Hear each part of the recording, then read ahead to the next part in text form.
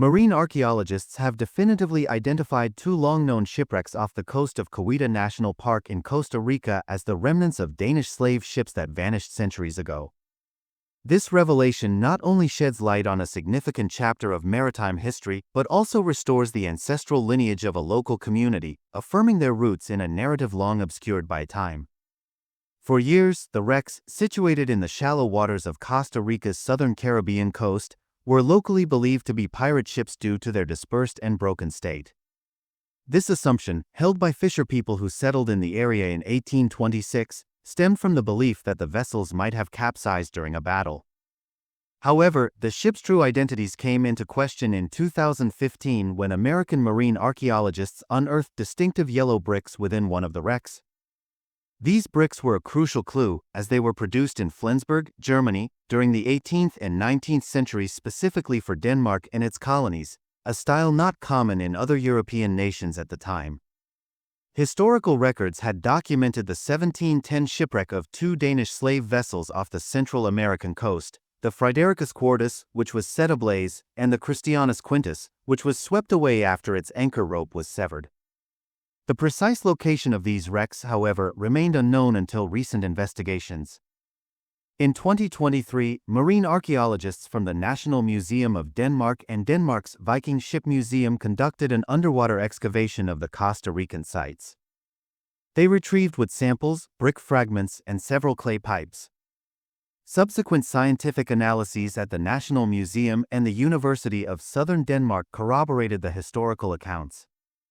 Tree-ring dating of oak wood from one wreck indicated its origin in the western Baltic Sea region, encompassing Denmark, northeastern Germany, and southern Sweden, with the tree felled between 1690 and 1695.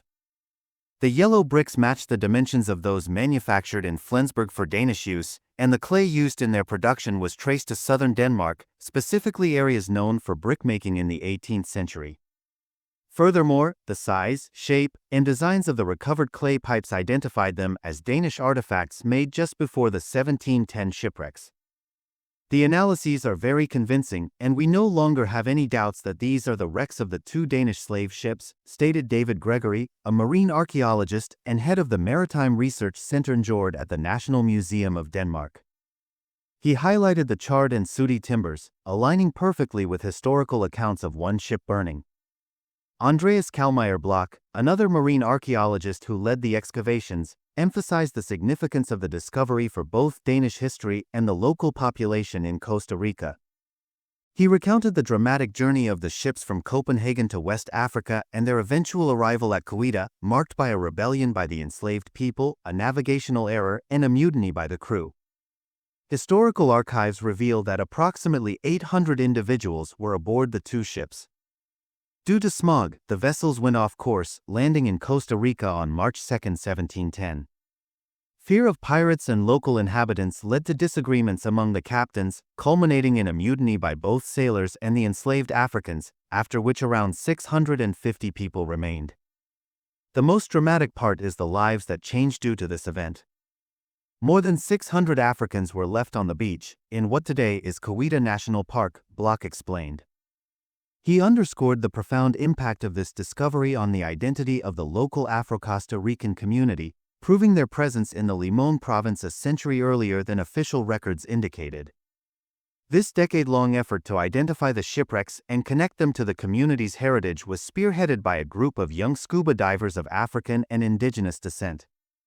Maria Suarez Toro, founder of the Ambassadors of the Sea Community Diving Center, noted their immense pride in uncovering their roots. Celio Ortiz, a descendant of Miguel Morodo, one of the enslaved individuals who disembarked from a ship, shared that this discovery brought new light to her 103-year-old mother's life. The National Museum of Denmark officially confirmed the identification on Sunday.